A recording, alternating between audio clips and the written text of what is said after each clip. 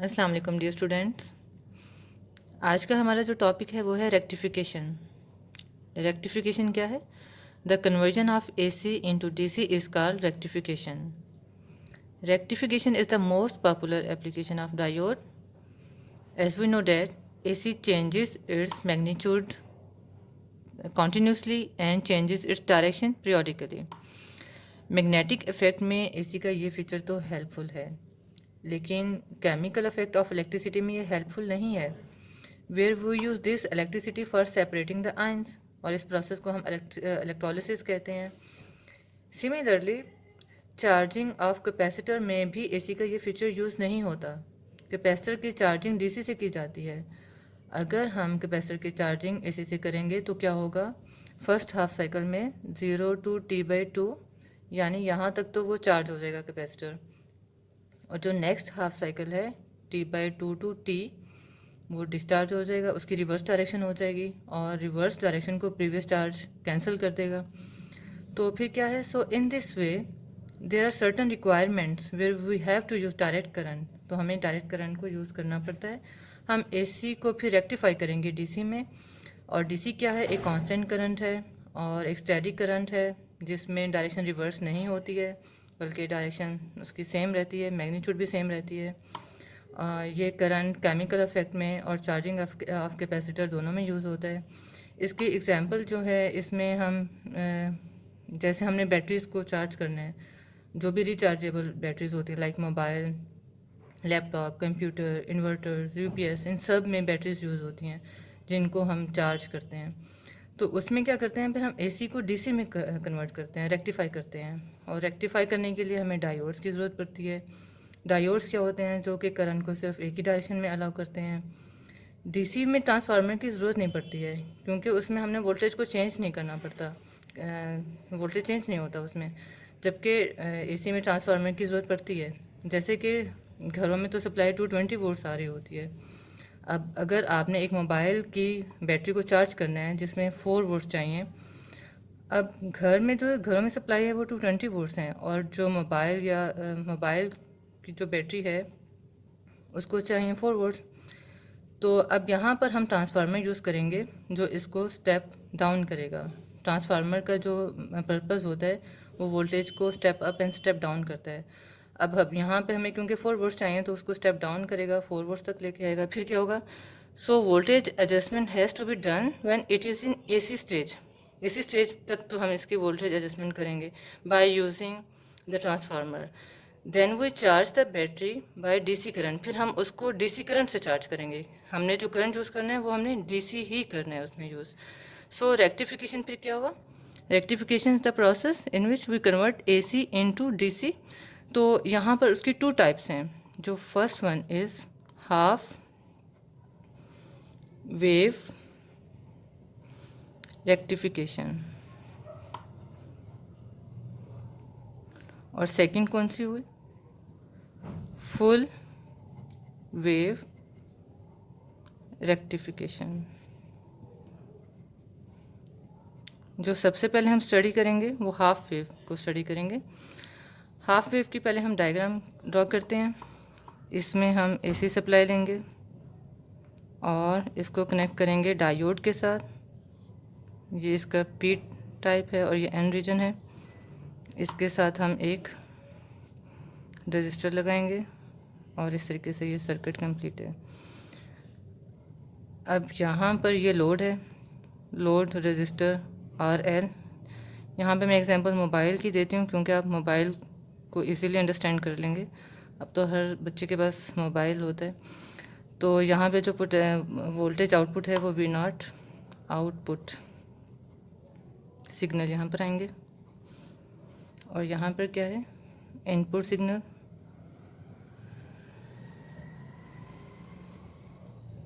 ये first half में इसका पॉजिटिव होगा और ये नेगेटिव होगा अगर हम इसका फर्स्ट हाफ लें, यानी टाइम कौन सा होगा?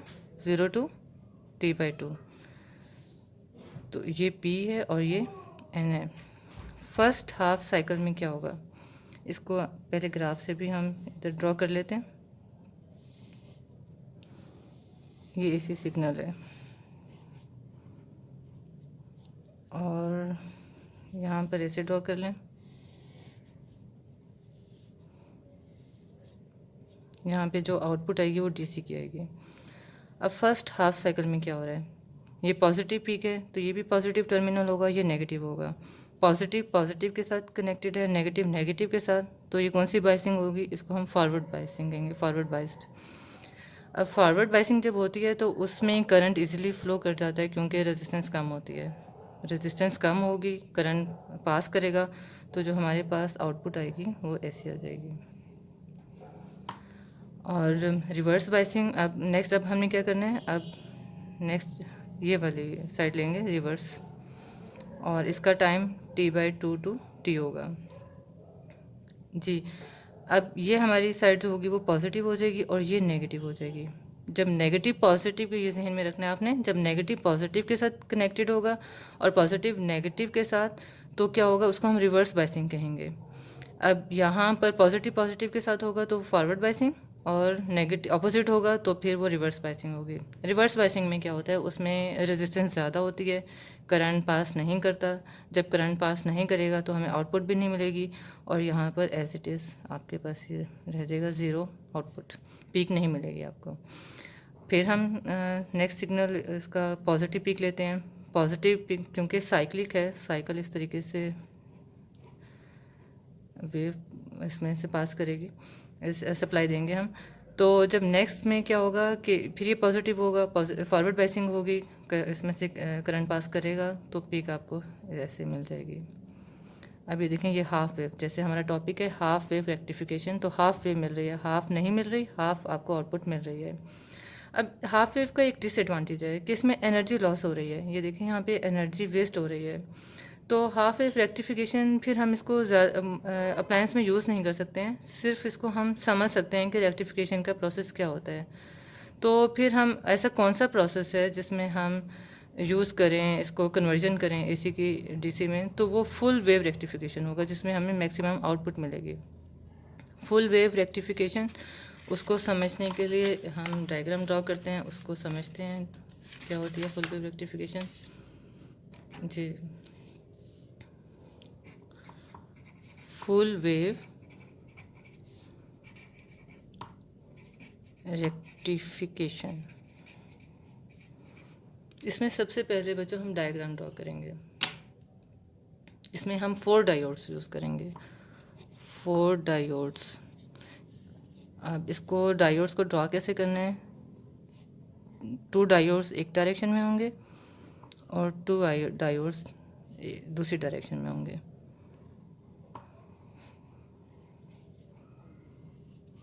ऐसे इसको ड्रॉ करें, इसके पैरेलल यहाँ पे एक और डायोड जो दोनों सेम डायरेक्शन में है। इसी तरह इसके पैरेलल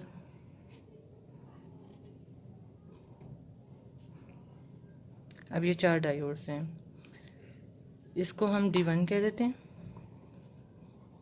ये D2 हो जाएगा, D3, D4। जो अब इसकी शेप है, अगर आपको याद हो तो ये ब्रिज की तरह की है, तो उसको हम ब्रिज रेक्टिफायर भी कहते हैं, ब्रिज रेक्टिफायर। अब यहाँ पर हमने एसी सप्लाई देनी है, तो कैसे इसको कनेक्ट करेंगे, ये टर्मिनल एसी सप्लाई के साथ ऐसे इसको कनेक्ट कर देंगे और दूसरा एंड इस तरीके से कनेक्ट हो जाएगा। इन 2 टर्मिनल्स को हम यहाँ पे लोड होगा रजिस्टर, और ऐसे इसको कनेक्ट कर देंगे। ये टर्मिनल ए है और ये टर्मिनल बी है। यहाँ पर जो D1 और D3 हैं ये सेम डायरेक्शन में है, इसको मैं बाद में लिखती हूँ। अब ये इसको एसी सप्लाई हम इस तरीके से दे रहे हैं।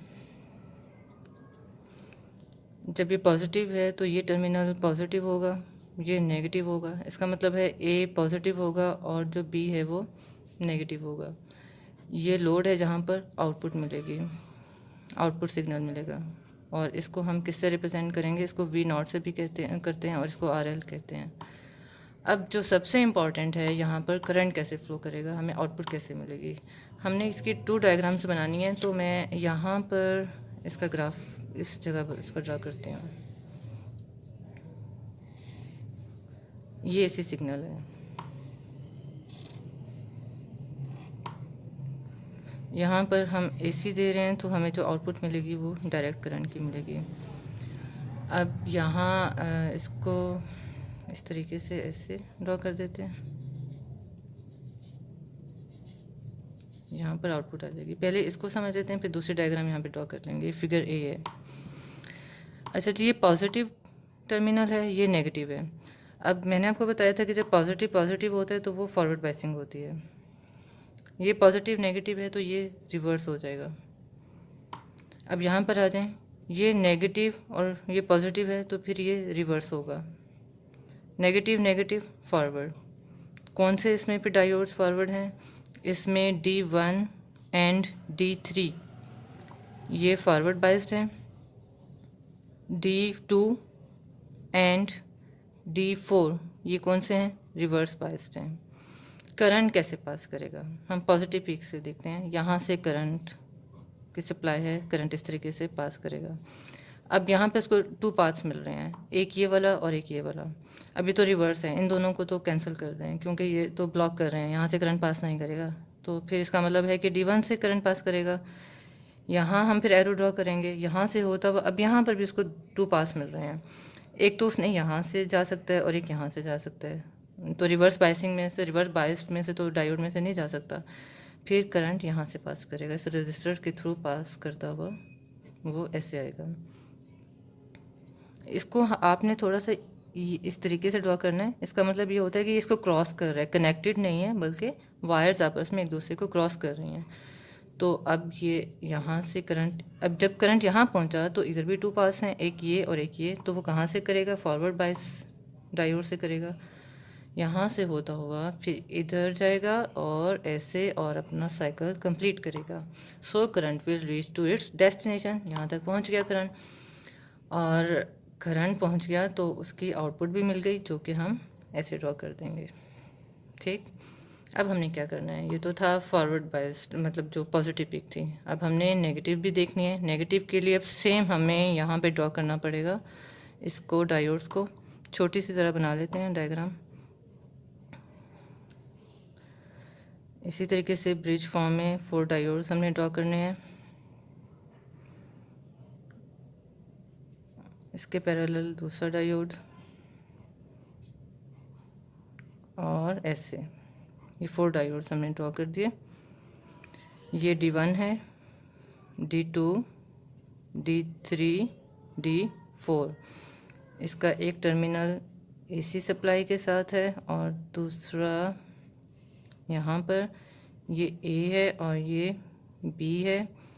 इसका एक टर्मिनल जो है वो रजिस्टर लोड के साथ, और जो दूसरा टर्मिनल है वो इसके साथ ऐसे है। यहाँ पर आउटपुट मिलेगी जिसको V0 से रिप्रेजेंट करेंगे। अब बच्चों ये जो नेक्स्ट यहाँ पे मैं कर देती हूँ, यहाँ जो टाइम था वो 0 से T/2 था। यहाँ पे कौन सा होगा? ये वाला हम साइकिल ले रहे हैं तो ये कौन सा होगा? T/2 से T तक होगा। अब ये जो ये पॉजिटिव अब हो जाएगा और ये नेगेटिव, क्योंकि अब ये रिवर्स है तो ये पॉजिटिव हो जाएगा, ये नेगेटिव हो जाएगा। तो positive, this one is positive and this is negative. अब यहाँ पे हमने करंट की डायरेक्शन, कौन से फॉरवर्ड बाइस्ड हैं ये देखना है पहले, कौन से रिवर्स बाइस्ड हैं। पॉजिटिव पॉजिटिव कौन सा हुआ फिर? ये forward biased. Positive negative reverse biased. अब यहाँ आ जाएं, negative negative forward biased, negative positive reverse bias. अब ये 2 रिवर्स बाइस हो गए हैं। कौन कौन से रिवर्स फॉरवर्ड बाइस्ड हैं? D2 एंड D4 कौन से हैं? फॉरवर्ड बाइस्ड हैं।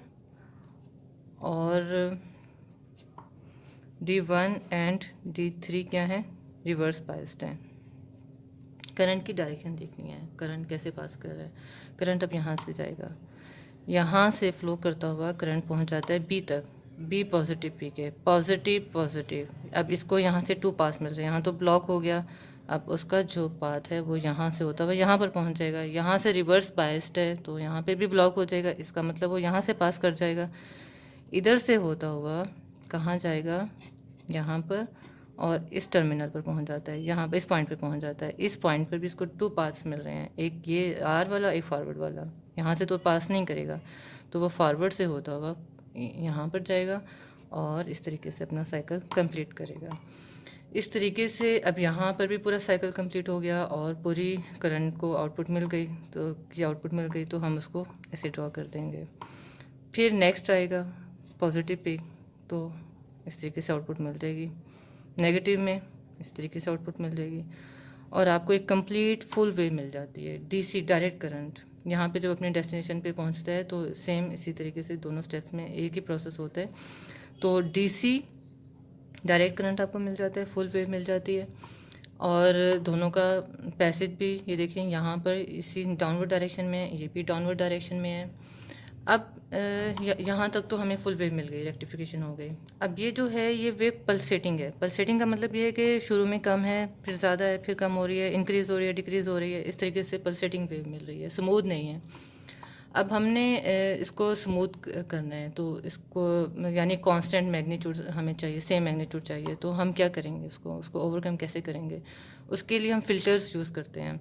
यहाँ पे साथ ही हम फ़िल्टर्स लगा देते हैं। फ़िल्टर्स क्या करते हैं, इन पल्सेटिंग वेव को स्मूथ बना देते हैं। वो जो फ़िल्टर्स होते हैं उसमें कैपेसिटर यूज़ होते हैं, जो कि क्या करते हैं, इसको डीसी की जो आउटपुट है उसको स्मूथ, उसकी मैग्नीट्यूड कांस्टेंट कर देते हैं। एक ही वैल्यू से वोल्टेज पास करती है।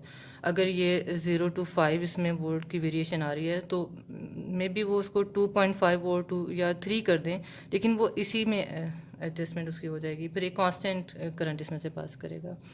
तो ये तो था हमारा आज का टॉपिक। इसको हमने इसमें पढ़ा रेक्टिफिकेशन के बारे में, रेक्टिफिकेशन क्या होती है, फिर उसमें हमने पढ़ा कि उसको हम क्यों रेक्टिफाई करते हैं एसी को डीसी में, और फिर उसके 2 स्टेप्स देखे, एक half wave rectification, full wave, उसको इस तरीके से डिस्क्राइब किया, और फिर इस तरीके से हमने फुल वेव को पढ़ा। आसान टॉपिक है, इतना मुश्किल नहीं है। ओके बच्चों, नेक्स्ट टॉपिक इंशाल्लाह उसमें हम पढ़ेंगे डायोड्स के बारे में, उसकी प्रॉपर्टीज़ के बारे में। अल्लाह हाफिज़।